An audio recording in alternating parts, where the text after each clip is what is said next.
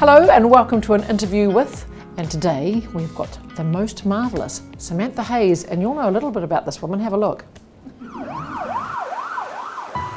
You owe the people that trust you with their story to get it right. Every story has an impact. That is why it is important that we go there and we tell those stories. What's Cyclone Gabrielle taken from your family? Everything. It's just ripped my heart clean out. People need to see this. We all need to see what is going on. Kia ora, good evening. Kia ora, good evening. Kia ora, good evening. Kia ora, good afternoon. We are breaking into regular programming. Footage posted to Twitter shows a group of people waiting to be rescued from White Island after the explosion. The sheer scale of this disaster is still unfolding. Oh my God. That's terrifying. A historic state of national emergency was declared this afternoon. Brace, brace, brace for level 4. The battle for Parliament has erupted. These are pictures now live from Wellington. Whether or not I can keep putting one foot in front of the other, all the way to the summit. The Antarctica that we've always known is changing irreversibly. It's News Hub's Sam Hayes.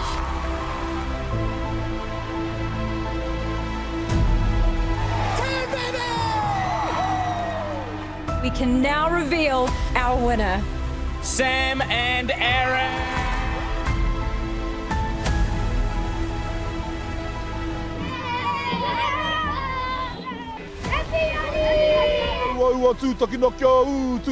In the early 90s, the whakaaro, the thinking and the mentality, rape, pillage, plunder. Take what you can, give nothing back. How many other Black Power members do you know that are on campus? To my knowledge, none. The Queen's reign began here and now it ends. Westminster Abbey has been a constant in her life. It's where she was crowned Queen, where she married Prince Philip. And now it's where a grateful London and the world say goodbye. Today marks the end of 35 years of this news organisation. We have loved making the news. Thank you so much for watching, for having us in your homes. What is the most important thing in the world? He tangata, he tangata, he tangata. It is people, it is people, it is people. Thank you for being our people. We've absolutely loved being yours. Oh my haere mai, welcome to 3 News. So can we all welcome Samantha Hayes? Lovely village here at St John's, isn't it? It is incredible. In fact, I'm ready to retire. Have you got a spot for me? This is so nice. It's lovely, isn't it? It's beautiful and just recently opened in October. October, yes, yes. And your good friend Mike has already sat in that very seat. Oh, I love Mike so much. So Mike and I read the news together for 8 years. If News Hub hadn't have shut down almost a year ago, last Friday would have been our 9-year anniversary reading the news together. And I think we both said at the time that if you know, our feet hadn't been swept out from underneath us with the shutdown of the News Hub newsroom, we would have worked together for a long time yet. But he's still a dear friend, and we live actually quite close to each other, so we do see each other quite frequently. Yeah. Did you enjoy hearing from Mike? He's got some amazing stories. Yeah, yeah. Lovely man, and I can see why you'd be a great peer. Yeah, he was. So I was a bit younger than him. Just a little. Just a touch younger than him when we started reading the news together. And, you know, I'd been at TV3 for about a decade, but I'd you know, done the late news, presented Nightline, and I'd had my own current affairs show, and I'd worked on the 6 o'clock news and various other programs. And we're going to talk about all those, so don't panic. But there was something a little bit intimidating, I'm sure you'll understand, about reading the 6 o'clock news, sitting next to someone as incredible as Mike. But he was the most generous person the entire time that we worked together. He once said to me, "I will always have your back." And I, at the time, thought, I don't know you that well, and I'm not sure what that means. But I can tell you, Jude, that every single time I needed him to have my back, he had my back. Yeah, I just feel like it was one of my life's great treasures to have been able to spend those years with him sharing a news desk. Nice. Well, we'll talk about the news, but I thought we might be logical and go right back to the beginning, because you're not an Aucklander, are you? No where were you way. born? No, but it's now you're No, adopted home. I love Auckland, and Auckland is now home. And both my children were born in Auckland. I have a 3-year-old and a 5-year-old, and I love it here. But I grew up in a really small town called Milton. Who knows in that? South Otago. Yes, Has there we anyone go. heard of Milton? Yeah, it's just about 45 minutes south of Dunedin. So population about 2,000. The high school that I went to, from Form 1 to 7, there would have been 100 to 150 kids in the whole school. And yeah, I was just a small town kid, basically. I rode my bike everywhere, had a horse. Was the farm? Yeah, well, Mum and Dad are in Milton, so my on the Big my Smoke? family with my older brother and younger sister. Yeah, we were in the Big Smoke. We were in Milton, but I spent a great deal of time just up the road at my aunt and uncle's sheep and cattle farm, and that's because my auntie Sony, who is just one of the most special people in the world to me, she taught me how to ride horses, and she had a riding school. So she had about 20 or at times 30 horses. She didn't used to let my Uncle Rossi know the exact number.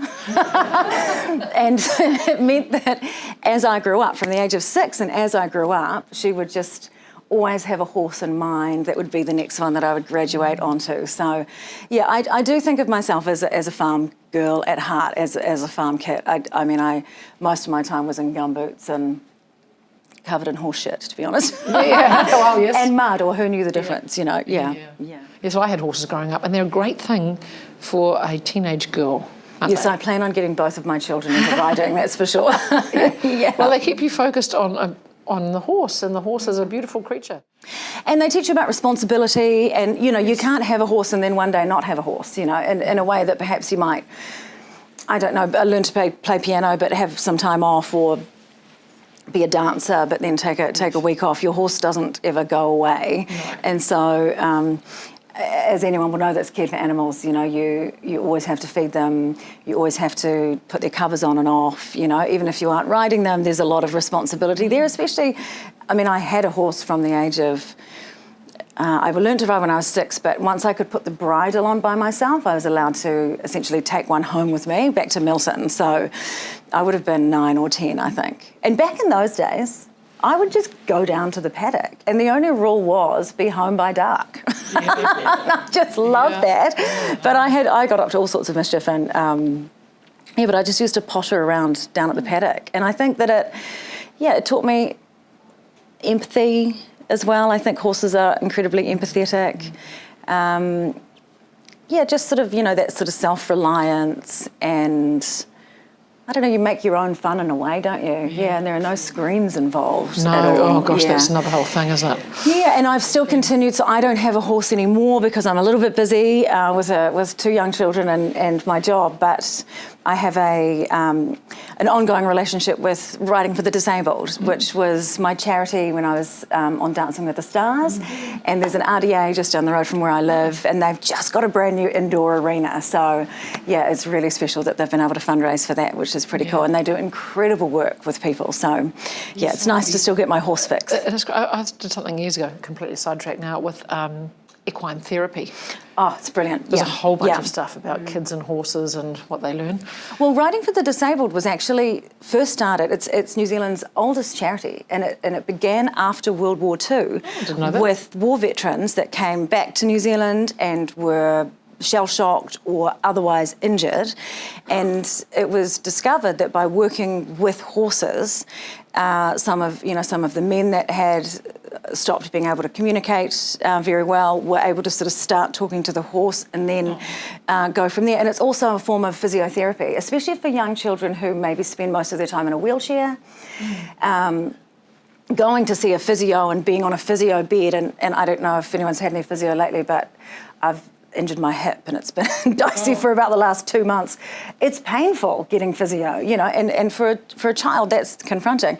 But if you put the kid on a horse and they have these special kind of sheepskin saddles, and the movement of the horse as it walks is a type of physiotherapy. Yeah, every time I go there I learn something new. It's amazing. Yeah.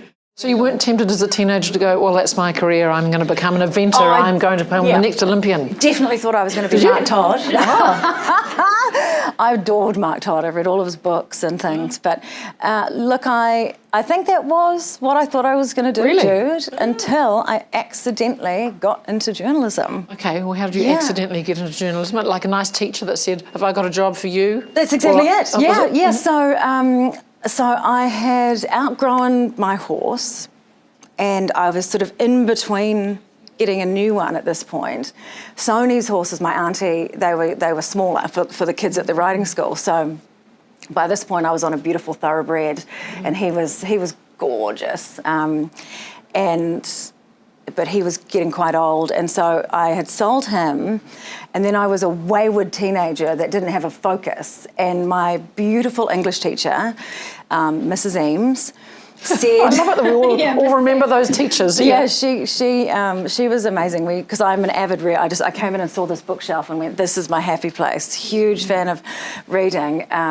Mainly fiction, because it's an escapism. I do obviously read a lot of non-fiction every day with my job, but it's nice to have that escapism. But yeah, she said to me, there's a course during the holidays in journalism. I think you'd like it. Why don't you go? And so I went to Dunedin, which really was the big smoke for me back then, and did a 2-week course in journalism. And off the back of that, I just was kind of hooked, really. They invited me to do the year's diploma in journalism the following year. Where was that in? In Dunedin. I was supposed to be doing my final year of high school, but I managed to convince my mum that if I got in, I was allowed to go. And there were only 15 places, and I said, how? I'm not, I'm 16, I'm not going to get a place. But I got in, and so I held mum to it. And during that year, instead of doing 7th form, I learned about all print, photography, television, radio, and towards the end of the year you were allowed to pick a place to do 1 month's work experience, and I chose TV3. What year are we now? So this is in 2001. So I was 17 by then, turned up at TV3 here in Auckland. I may as well have been in New York. It was, or London. That was the biggest smoke. Oh my gosh, I just was this kid with huge starry eyes and... So who was on the billboards in those days? So that would have been John Campbell and Mike McRoberts and Hilary Barry and... I remember walking in the front doors and just thinking, this is... at Flower Street, and just thinking, this is so amazing. And John Campbell walked past and promptly started swearing, and I just remember thinking, what is he, what? And he was, away he went, and I thought, that's... It's not always marvellous with John. No, and then he saw I think he must have seen my face, and he turned around and he said, you're allowed to swear around here because it gets the stress out straight away, and then you don't do it on air later. And I thought, okay, cool, this sounds good. But my producer that was on during that 4 weeks, I still work with to this day. So Angus and I, most days, put the 6 o'clock news out together. Isn't that nice? And he sent me out on my first week as a 17-year-old, and I came back with an international scoop somehow. Now, what sort of music do people like? Anyone like heavy metal? Did you like heavy metal? No, I didn't like heavy metal at all. I know a little bit about the story, but it's classic. Yes. I wasn't, of course, I was just supposed to be at the office, and I was supposed to be shadowing people, and I'd been out with a couple of reporters, and I just thought, wow, this is amazing. But also, how on earth does anyone know what to say or ask or write or do? Because you're on work experience. You're not meant to know this. I was supposed to be just learning. Absorbing it. Yes. And then the phone rang, and it was a publicist, and she was talking to Angus, my producer that I still work with, and I could hear her screaming down the phone because one of the reporters was sick, and he was supposed to be interviewing this international heavy metal band called Megadeth, but obviously wasn't there. Megadeth, and Gus just said, look, I'm sorry, but we don't have anybody to send. And I heard her shouting down the phone saying, well, surely there's somebody. And he went like this and looked around the room and went, oh yeah, there is somebody. And so back in, this is, 2001, so I couldn't, Google was hopeless. I didn't know anything about Megadeth except that my brother had their CD. Handy. And that the lead singer used to be in another band called Metallica, but something had happened and he had left and started his own band. And so off I went down to interview this band while we were setting up the cameras, and this is all happening for the first And you're time for me. 17. I have no idea what's going on. You're a kid. And I found the band manager and I said, okay, and I'd scribbled some questions on my notepad in the car on the way down, and I said to him, can I just run some of these past you? And he said, yeah, sure, okay. I was like, so how many people are in the band? And he kind of looked at me and I said, have they been to New Zealand before? And he literally looked me up and down and said, if they for one moment realise that you do not know who they are, they will walk out.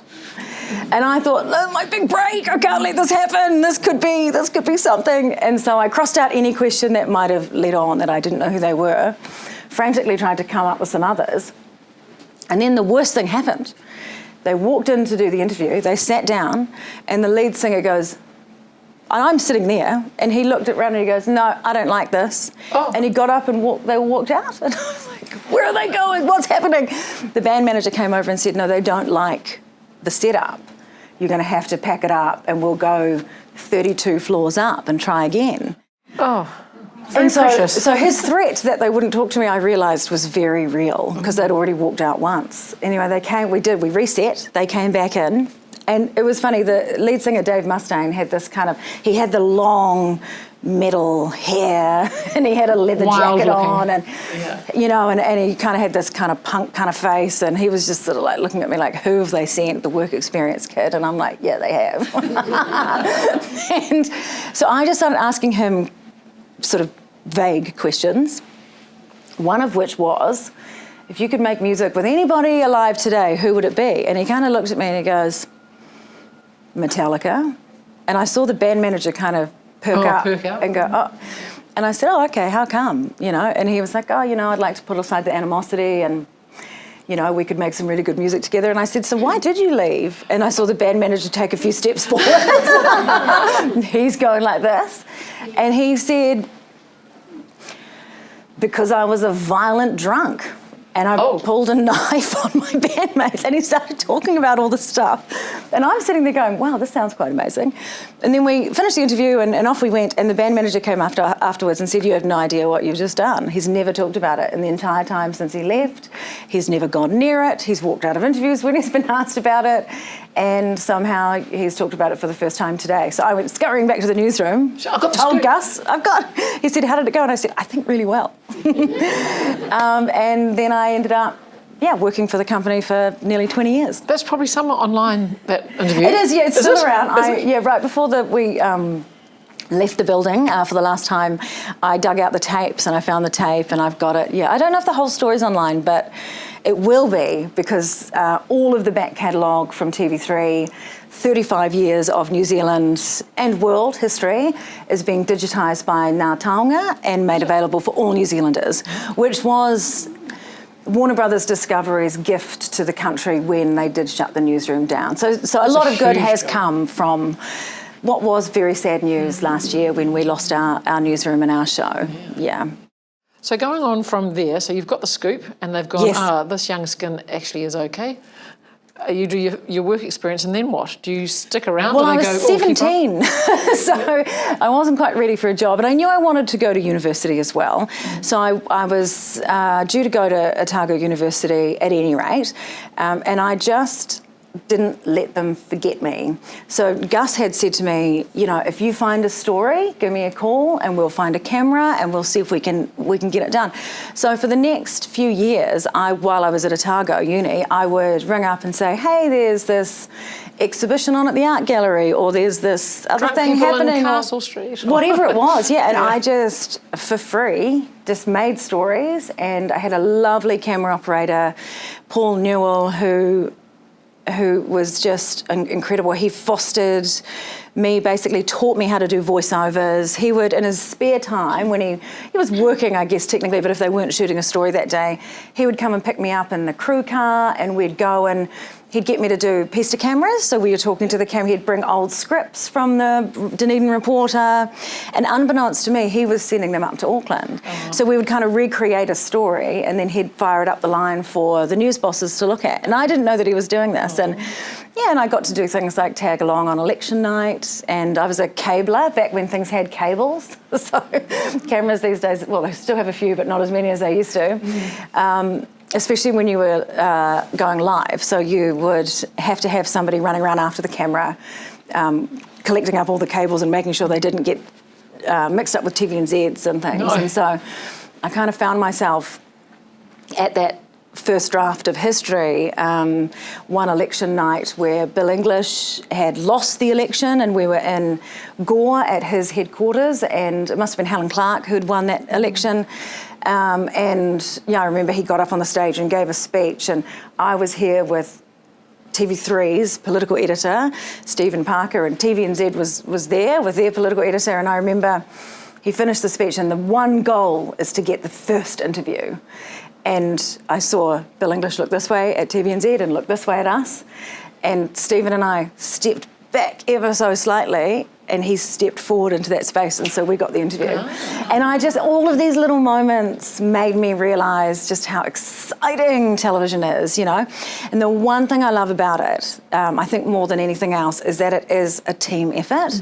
So, you know, when I first arrived up in Auckland, I was just a kid that had no clue, but the producers or the camera operator or Carolyn Robinson was the Nightline presenter when I did that story with Megadeth. And when I got back to the newsroom, I didn't know how to put it together. So she sat with me and helped, you know, we wrote it together, and then you go into editing and the editor makes it sing in the editing process. And you can't make TV by yourself, you know. And I like to think that the nightly news bulletin is in a way a kind of performance every night, and it's almost like an orchestra. You know, every person needs to do their bit, otherwise it's going to look and sound terrible. You know, and somehow, as you'll know, being in live TV, even when things go not to plan, somehow we manage to get that bulletin out every night. And this is, I've just gone my 9th anniversary doing the 6 o'clock news last week. It's a long time, isn't it? Long time. And then another 10 years before that on different programs. Yeah. So when you finished uni, and they must have said, because you're doing all the jobs, they go, oh look, if we got a job for you, come back north. So you ended up back up. It didn't go quite that easily. No? I wish, yeah. No, so I studied at Otago, and then I went overseas for a little bit, and I went to finish my degree at Victoria in Wellington.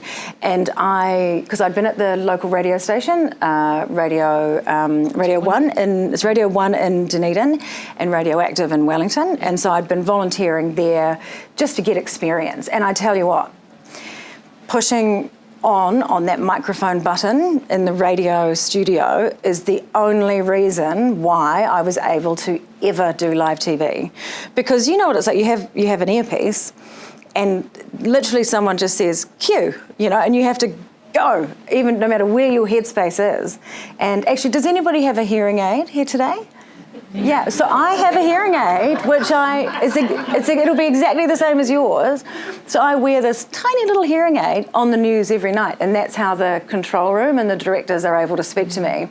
And you do just get, you know, you get a 1 minute call, 30 seconds, you'll know this well, 10, and then 5, 4, 3, 2, 1, cue, and you have to just be able to go. And it was that time in radio. I used to, you know, as a 17, 18-year-old, I'd push that microphone on button and go completely blank.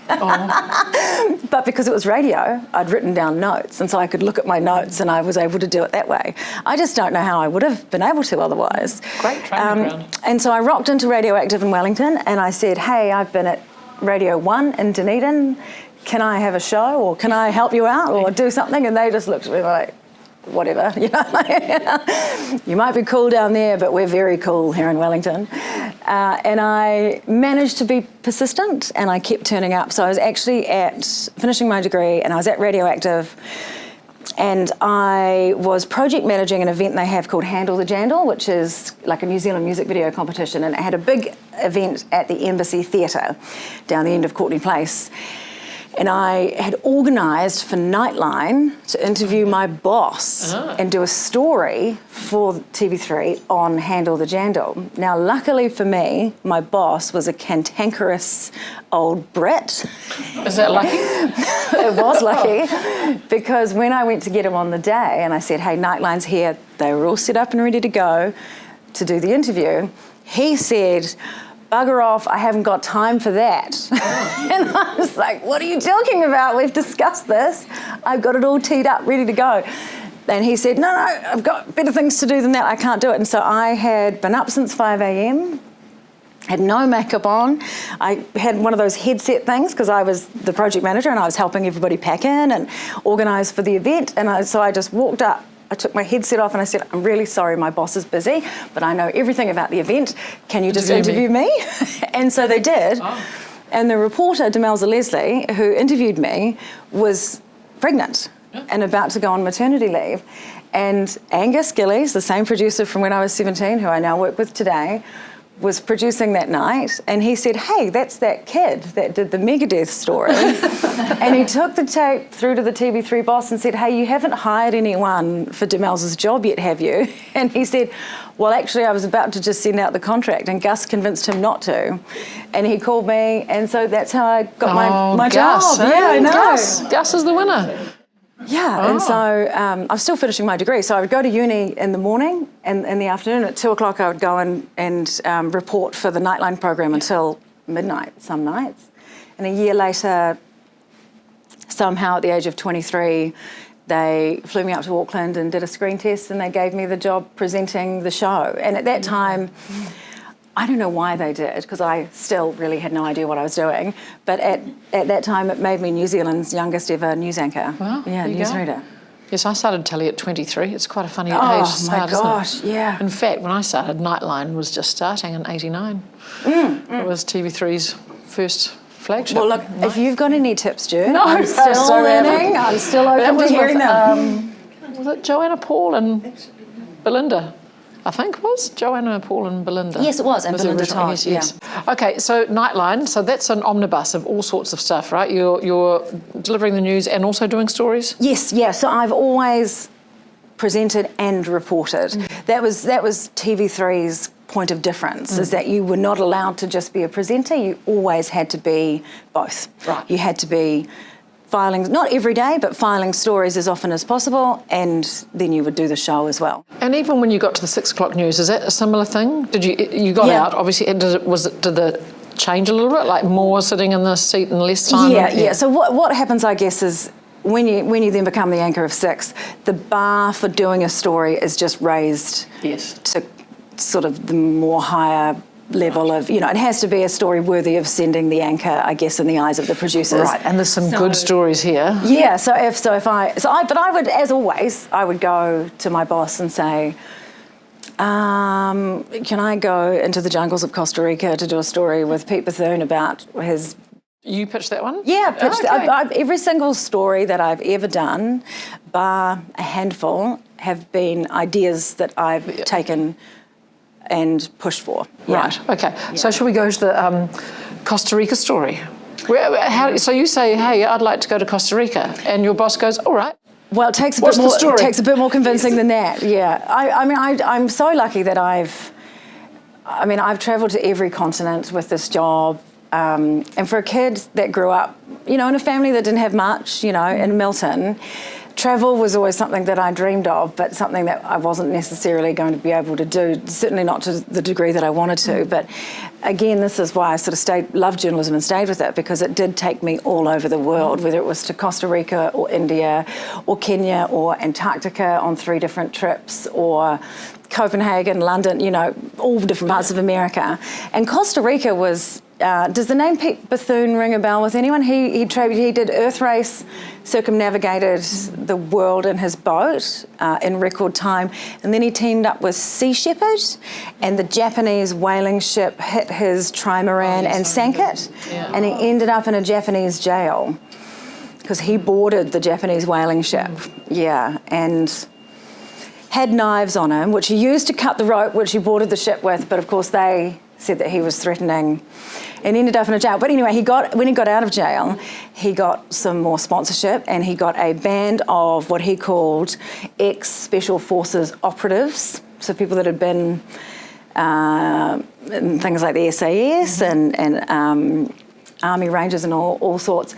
And they went to Costa Rica to shut down what he called environmental terrorism. So whether that was illegal gold mining in the Amazon or illegal fishing and things like that. And so, yeah, somehow I managed to convince the boss that we should go and do this story. It involved flying to Costa Rica and then to the capital and then getting on a very tiny plane and learned in my life that you and myself, a camera operator and a producer. Oh, okay, so back three in the of you. day, we were allowed to take a producer. That hardly And you've ever got all happens the anymore. kit, right? You've got camera, sound. Hundreds of thousands of dollars of kit. Yes. And I've learnt in my time that when it says airport or ferry terminal, sometimes that's just a paddock. Or it's just the side of the river. And so we arrive at this tiny plane, lands very bumpily in a paddock, and then we sort of hop in this van and end up at the side of a river at the ferry terminal, and our ferry arrives and it's a canoe. So hop into the canoe, and I choose not to get stressed in these situations. My camera operator can get stressed if he wants to. My producer can get stressed if he wants to, but I like to just go with it. And help, obviously, wherever I possibly can to allay the stress. So, yes, I have two hands, give me something. I'm holding this stuff, and I did check that we had life jackets. And so off we go down this river, and then we go into a maze of mangroves. And I sort of tried to remember the first bit, and after a while I thought, no, if we, for some reason, lose our captain of the canoe, we're done, we're never getting out of here. Oh. And of course you have to do it at a particular tide so that there's enough space, but not too much water or not too little.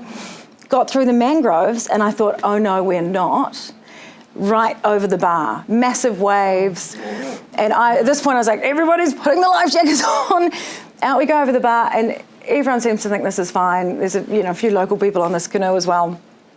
We make it through. I'm just white-knuckled by this point, thinking, how do I get myself into these situations? I asked. Yes. And then we tootle up the coast for a couple of hours, and then we see this tiny little hut in the jungle. And they said, that's us, that's the beach we're going to. And then they said, but however, there's a very specific way that we land on the beach, and you need to be fast. And I sort of said, well, what do you mean? Like, is there not? Because in my head, I'm thinking there will be a jetty or there'll be, but there's not. And the way that the beach is that it's just very steep. So the waves come up and dump and then drag backwards, but they're enormous like this. And so they said, we're going to paddle as fast as we can. And as it dumps, we'll be sat on the sand, but you need to get everybody off, because then we ride it back out again. And I'm just like, oh my God, thinking this, we're not even going to film anything because all the kit will be at the bottom of the ocean. So somehow we managed to do it, and we're scrambling up the beach, and I'm looking at these waves coming, and we managed to get it all up the beach. And we made it. And then Pete met us and he goes, yeah, I was going to warn you about that, but I thought you might not come. And then he turns and he says, this is the Sea Legs, those Sea Legs boats that were developed here in New Zealand with the wheels as well? This is the Sea Legs I was gifted as part of the expedition, and it's totaled. He said that happened on the first beach landing. So anyway, we made it. And we spent a week filming there amongst the howler monkeys and the toucans and the crazy environmental activists as well. How do you charge all your gear? We did have some electricity where we were for some parts of the day. But my room, for example, if where I was staying was completely rudimentary. I didn't have any power where I was. My camera operator and producer had some light. Because they needed to charge the batteries, but yeah, over the years I got very good at that. Yeah, especially the 3 different trips to Antarctica and. Yeah, so tell me about that. What took you to Antarctica?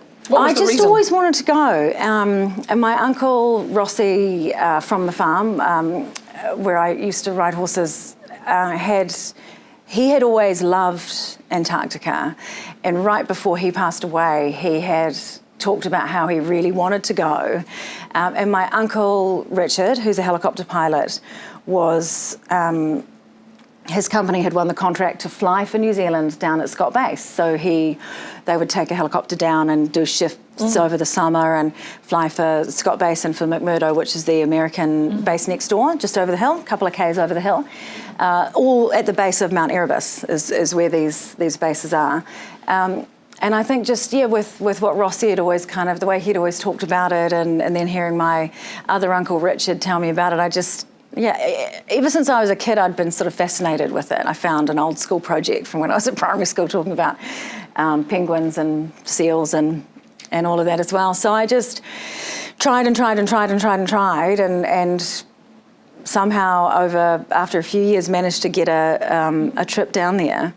I broke my arm 10 days before going and I'd fallen and broken it. And apparently as it snapped, I kind of fell over and apparently I grabbed it and went, Antarctica! my friends were laughing at me, but I wasn't laughing because to me this was my ticket to the moon. That's kind of how I viewed it. Did you get there with you? I did. So what Antarctica New Zealand said, we've never sent anyone with a cast or a break for that matter. And I said, what if it was just a fracture and if it was in a splint that I could Velcro on and off? And they said, took them a couple of days, but they came back and they said, okay. And so it had been in a cast up to here, went back to the doctor, took a few painkillers, went back to the doctor, and he cut the cast off, and I think through tears explained how desperate I was to go down. And he bent it like this, and he said, does that hurt? And I said, no. And he said, what about that? Or this? And he bent it all, and I was like, it's fine. And he looked at me, and I saw him looking at me, and I knew what he was thinking. That I'm nuts, because, it is painful. And he said, okay, I'll put it in a splint. I'll write a letter and tell them it's just a fracture. And off you went. And off I went. Intrepid you are. Yeah, and it was hard because then you have to put your big boots on, and you're trying to pull like this. My hand was basically useless. But the first trip was with Prime Minister John Key, and I'll never forget, I'd blagged our way into the cockpit of the American Air Force Hercules. It wasn't a Star, it was a Hercules. It was a slow, loud Hercules, But I blagged our way into the cockpit. I said, we need shots of Antarctica as soon as it comes into view, please. And so they let us up into the cockpit. I was standing next to John Key and his wife, Brona, as we dropped through the cloud cover for the first time and could just see that brilliant, sparkling, icy continent. And it may as well have been made out of diamonds. It was so gorgeous. And I'll never forget that feeling. And then a few years later, I went back down again, and so that trip was based at Scott Base. And we did a lot of day trips, but we stayed there. We saw Scott's Hut and Shackleton's Hut, which is like time travel. I bet. You may as well be going back in time. It's just extraordinary. And to see how they survived in Antarctica when we barely were, with all the technology and support that we had. And then, the second time we were supposed to be flying up into the dry valleys to meet a scientific group for one night, but they left us there for 7.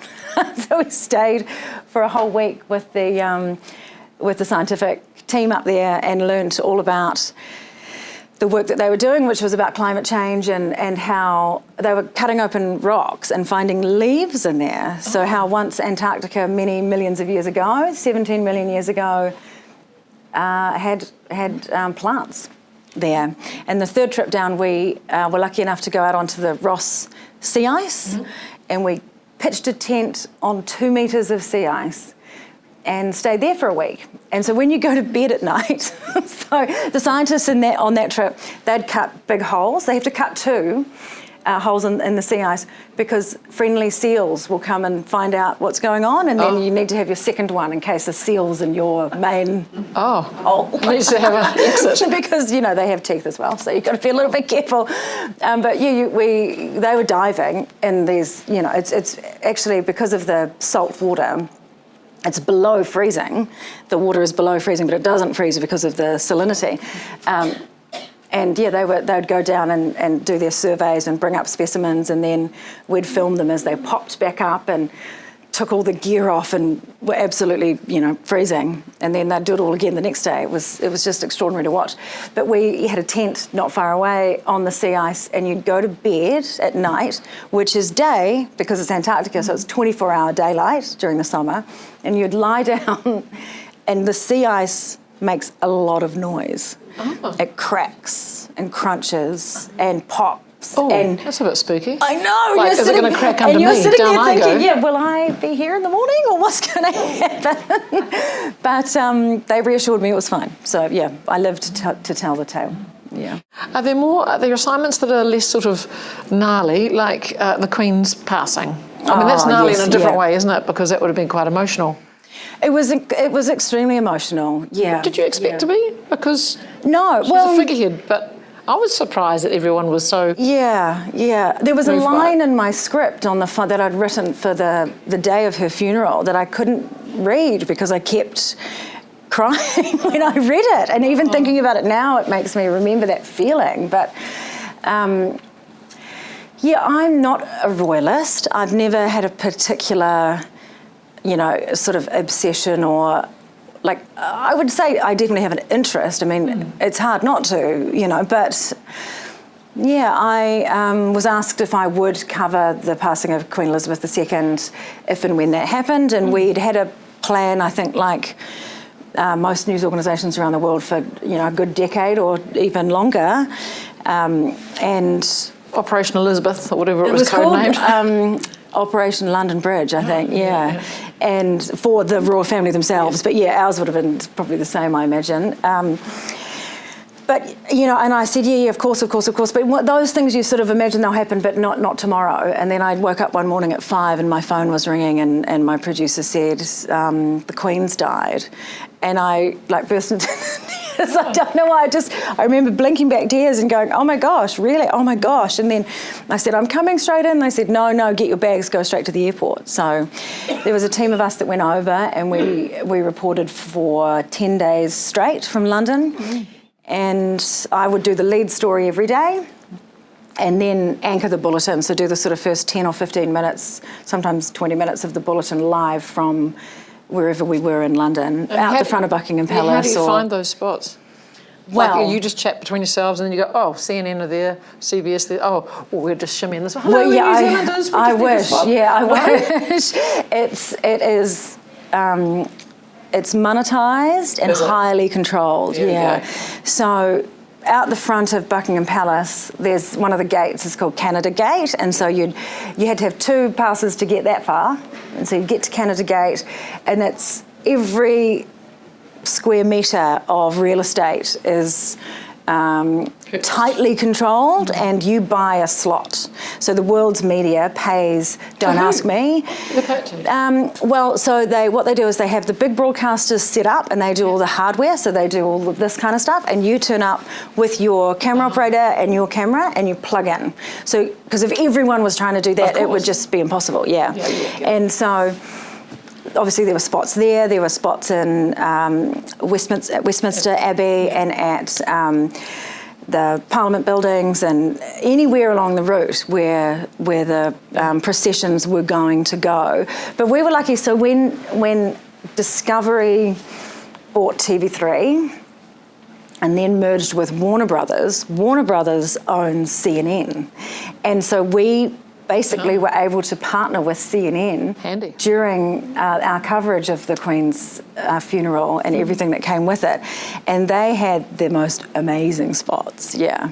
And so we would wake them up in the morning, Jude. So we would, because of our time zones, you know. So we were up really early, and I made it my mission that we would never.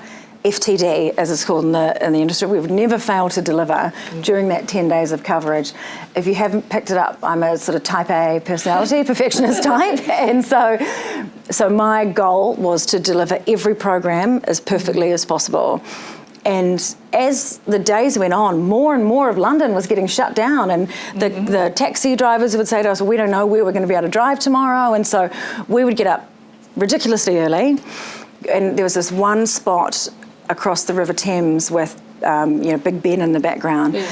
And CNN had hired out the whole penthouse of this hotel, and we would arrive at the hotel and we'd go up and we would literally bang on their hotel room doors and get them to come and let us in. And then we would plug in, they'd go back to bed, we'd plug in and set up and then do our live cross with the most incredible backdrops, yeah. So 10 days is a long time. Well, it was a long time, wasn't it, when we were farewelling the Queen? What are there any poignant moments that you remember in that hit home with you? Yeah, I was, there were many, but I was out the front of Buckingham Palace in the crowds when her coffin returned to Buckingham Palace for the last time. So they'd taken the big tour around the UK, and it was late. It was about midnight, I think, or really quite late when the procession arrived, and the crowd had been chatty, and it was strange because it almost felt a little bit like being at a concert before a band came on or something. I remember thinking, this is interesting. I was going around and interviewing people and finding New Zealanders, and everyone kind of had their own motivational story to tell about why they were there. And then as the hearse arrived and the procession arrived, a hush fell and everybody just became completely silent. And the hearse went in that big semicircle around the monument and in through the gates, and it felt like a moment of great unity with the strangers that were there. You know, everyone had come for their own reasons, but it was all in honour of this great woman, and she was, you know, and that was my job over the 10 days I was there, was to, in a way, sort of download as much information about her life and lifetime and reign as I could, and then to convey that through our stories. And it wasn't just me. We had Paddy Gower and Lisette Raymer and Mitch McCann and a whole group of, had a huge team, about 15 people over there. And I was, so proud of the team. And then, of course, when her procession left Buckingham Palace to go to Westminster Abbey for the funeral, I was along the Mall for that. And again, it was that moment of just sort of revered silence. As the coffin would pass, it would be completely silent, and then there would be these outbursts of spontaneous applause and love, and people were weeping in the crowd, and it was just an extraordinary thing to be part of. Amazing. Well, she's been part of everyone's life for so long, and she's been through so many world moments, hasn't she, really, where she's sort of like always been there. We're going to open up for questions in a minute. I just want to ask you before we do, speaking of poignant moments, when, shootings happen in America, don't they, and then they happened here, you were involved in Christchurch, and you beetled down there in a hurry, or did you stay put? Interestingly, I was in Lebanon when the shooting happened, So I was on a trip to the Middle East to cover the 8th anniversary of the Syrian war and the refugee crisis that was still happening as a part of the war. And it was our last day, actually, that we were supposed to be filing and doing live crosses and filing our stories, and I'd been into a refugee camp right on the Syrian border the day before, which was, and nobody knew this, but I was pregnant. So I was pregnant with my first child, with my son Marlo. I was just over the 3-month mark, but the only person I told was my boss the day before I left, because I thought if I tell anybody, they won't let me go. Right. And so like I the was, broken arm. Oh, yeah, I know. Except you can't undo the 3-month pregnancy. No, that's right. And I'd had medical advice that I was going to be fine. I'd spoken. Time to go, second trimester. Yeah, and they said, no, you're going to. What did the obstetrician say?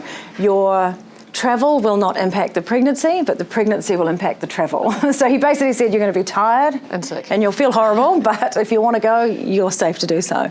But we'd been in a refugee camp, and I was highly emotional, of course, because of all the hormones and everything. But just seeing these kids, and they're living in tents made out of billboard material. So it was the craziest juxtaposition, because it was Coca-Cola and like Disney and Levi jeans and things, and the tents in the refugee camp were made out of that material, and dirt floors, and it was winter. It was snowing and cold, and these little kids running around, and I just thought, they haven't chosen this, and I interviewed a woman who was a doctor and another man who was a lawyer. And because 8 years on, anyone that did have any means or savings or, had used it up in that time. And so everybody was in the same situation. But we woke up that morning to go and do our live cross. And I remember I was all ready to go and I was like, where's my camera operator? And I went and knocked on John's door and he said, we're not going to be going. Something's happened in Christchurch. And he started showing me the live stream and I said, I'm not watching that. This is that the shooter had created. And I said, no, we're not watching that. And he looked at me in his face and he said, no, we shouldn't. I've already seen too much. I was like, okay, he seems very disturbed by this.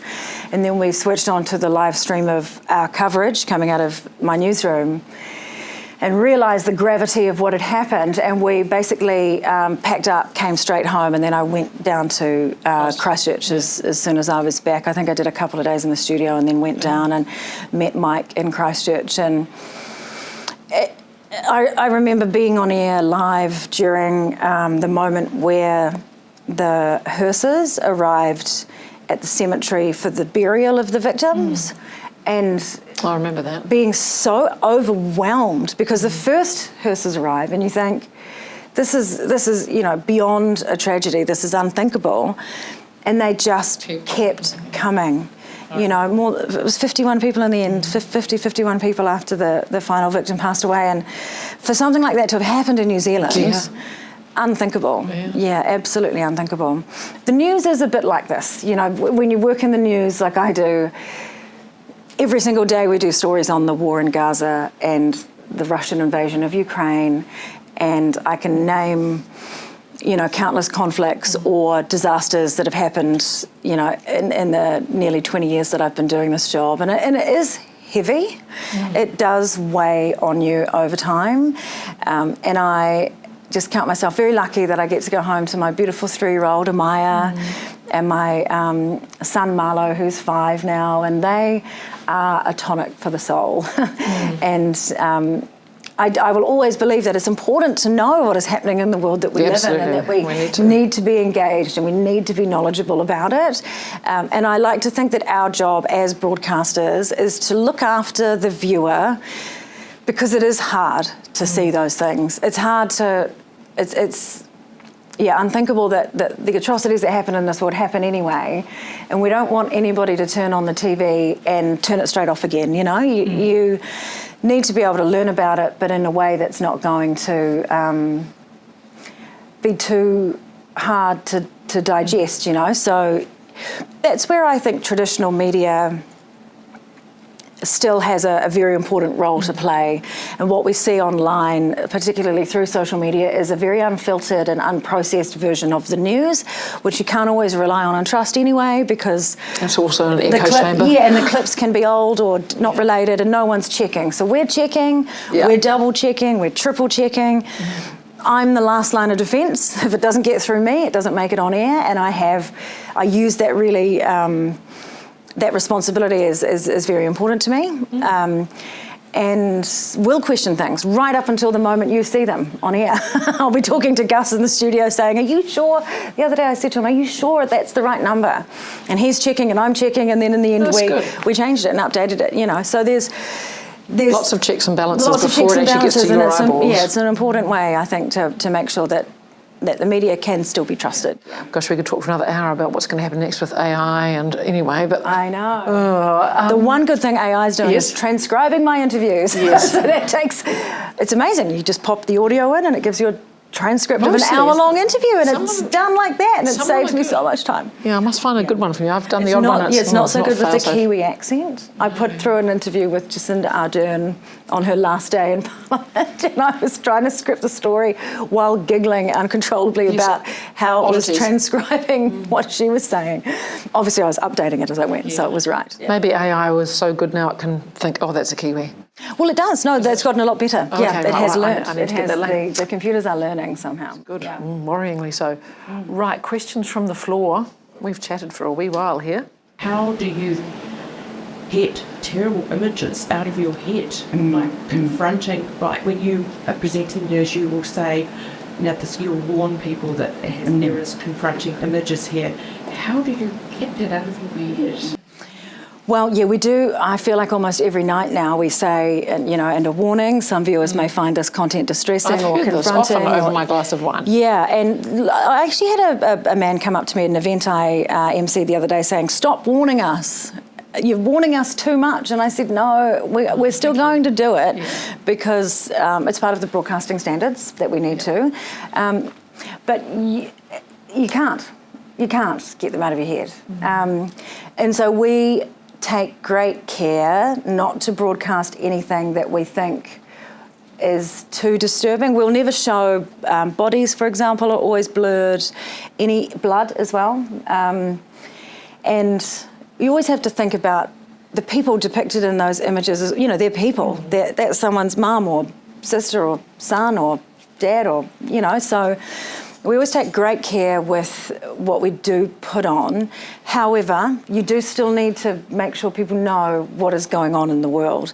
And it's actually gotten a lot harder for me ever since I had children. Yes. Yeah, from the moment I had children, I became just hypersensitive to anything to do. I've always been sensitive about anything to do with animal cruelty. I find that very difficult. I just cannot stomach it. Yeah. Can you turn the monitor on? No, you can see the images. So very, very rarely there have been a few stories where I know that I can't watch it and then keep going on the news. And so I always watch it beforehand. I figure if we're putting it on the news, I owe that to the viewer to have seen it myself. So not every story is finished when we go to air, but usually the ones at the top aren't. But it's Kiwi, it's usually local Kiwi stuff. Yeah. And then anything else in the bulletin, I've watched it before we do the show. And so my producer will give me a heads up. Potentially I will think, okay, this is going to be a hard one tonight. This story about children in Gaza, for example, might be one of them. I'll go and make myself a cup of tea and I'll sit down and I'll have my headphones on and I will watch the story, so that then when I'm in the studio, I can introduce the story, and as it plays out, I can be aware of it, and I'm watching it, but I'm also allowing myself to let my mind think about other things as well, so that when the story finishes, I can talk without my voice cracking. Now there have been a couple of times where I haven't, where I've actually, I have lost my voice at the end of it and had to regain my composure. But that's quite hard, because I've watched news stories sometimes, and you come back and you're so shocked at the end of them. Yeah. I'm thinking of that recently with Gaza. I'm going like this. Yeah. But then I watch your face and you just quietly take a breath, which is good, because we all just have to take a breath. Yeah. So there have been very rare occasions where it was when my daughter was very young, and there was a story about some children that had been killed, and I just knew, because every time the detail of the story came up, I would imagine your own child, specifically my daughter, because she was the same age as the victims, and so we knew this, and so I would take my earpiece out. They would cut sound to the studio, and I would just literally be essentially in the dark for that 2 minutes. And then they would give me a 30-second call, and I'd say, okay, putting my earpiece back in. But it was the only way that I could get through that. Yeah. And part of me thinks that's a weakness, because I'm not capable of just kind of forging on through it.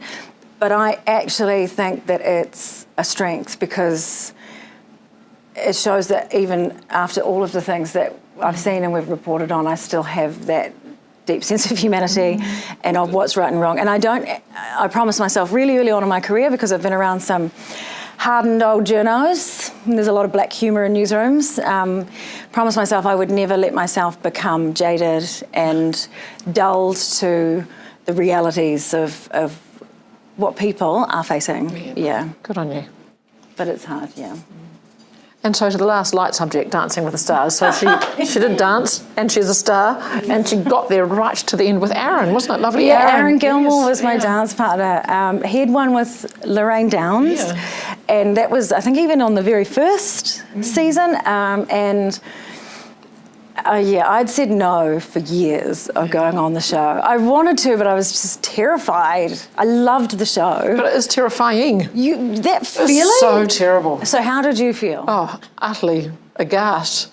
And I finally thought, I've just got it together to go on. And then I, in my rehearsal, had completely, this thumb had gone all the way back. I mean, I didn't think it could do that. It actually went right back like that. This was like my hand and my arm in Antarctica. You had one of those going into dancing with us? And then I went, oh, okay, it's just the dress rehearsal. And then progressively over the next 2 hours, it just was purple like this. And they said, oh, don't worry about it, we'll just strap it, like as if it's just a visual problem. Oh, it's a visual problem for you, but it's not good for me.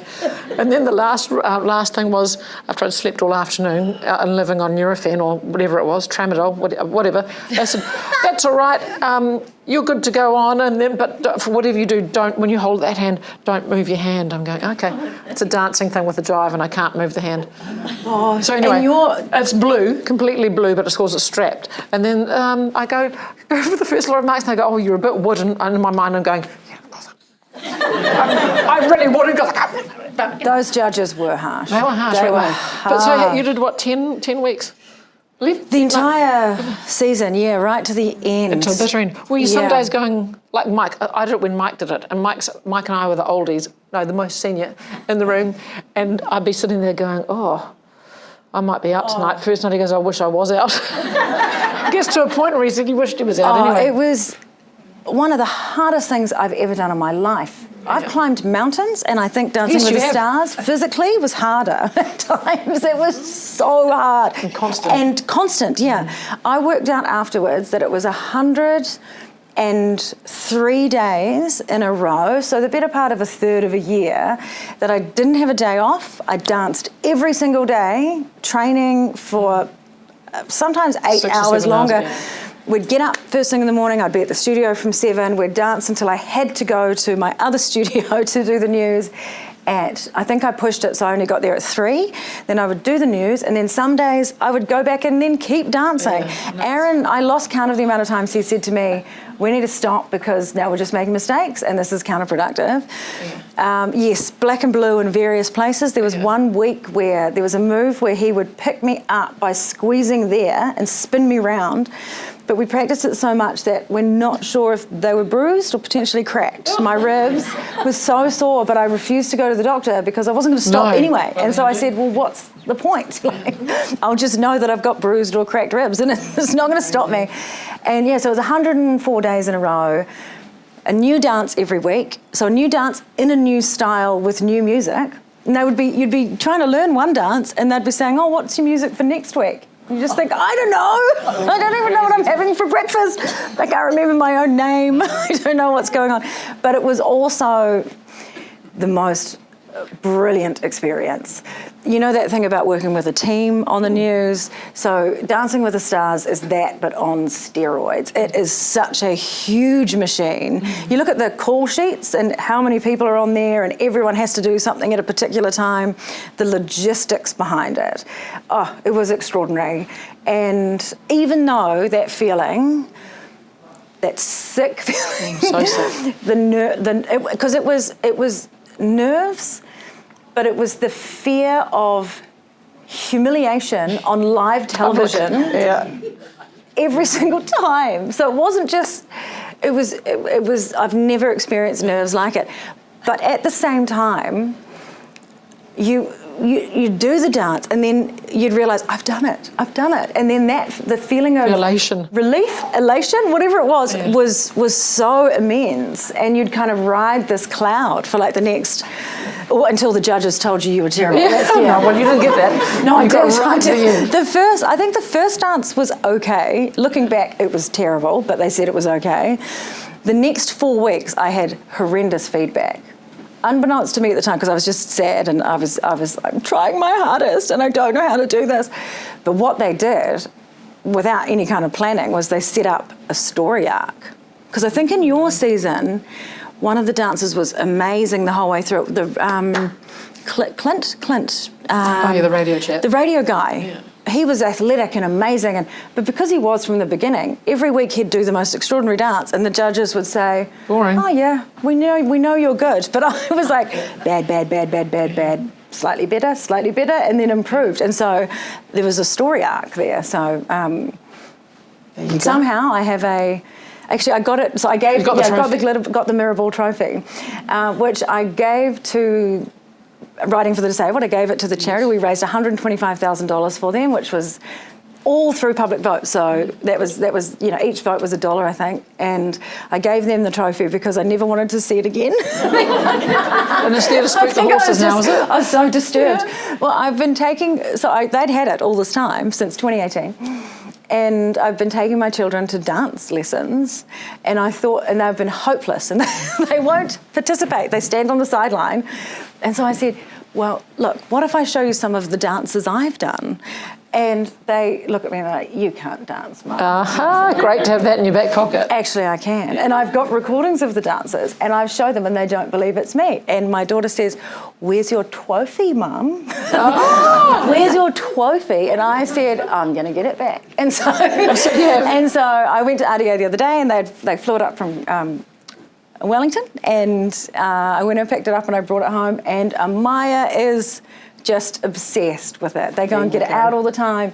I'm hoping it's going to be the dance motivation that they need to participate. Finally, that's fantastic. Yeah.